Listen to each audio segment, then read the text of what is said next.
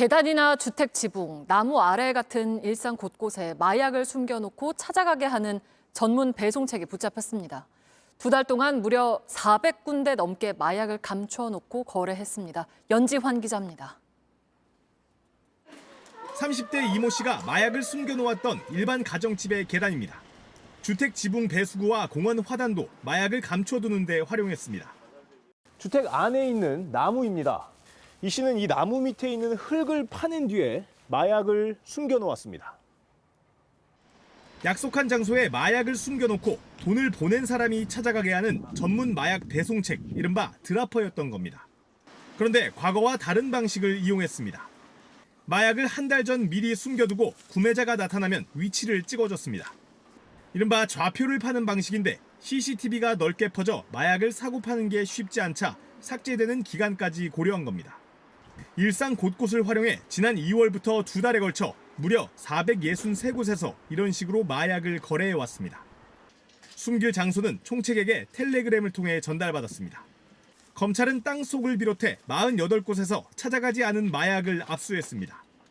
환각제인 LSD와 엑스터시, 대마까지 다양했습니다. 이 씨는 이렇게 마약을 배송한 뒤 수익 일부를 총책과 나눈 것으로 조사됐습니다.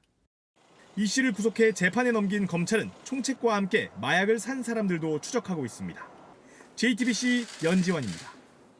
정부가 마약과의 전쟁을 선포한 배경에는 마약 사범 가운데 10대 청소년들이 늘고 있다는 점도 한몫을 했습니다. 이른바 던지기 수법 같은 마약을 운반하는 데 동원되고 있는 건데요. 아르바이트를 찾다가 징역형을 받게 된 한 10대의 이야기를 최지우 기자가 추적해봤습니다. 지난해 2월, 당시 만 18살이었던 김모군은 아르바이트 광고를 보다가 한 텔레그램 방에 들어가게 됐습니다.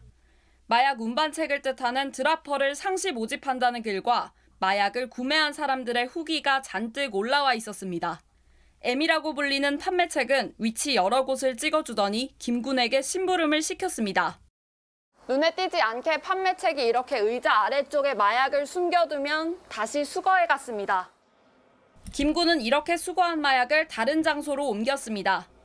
주택가 문 앞 계단이나 창틀, 에어컨 실외기 등 곳곳이 마약 보관소가 됐습니다.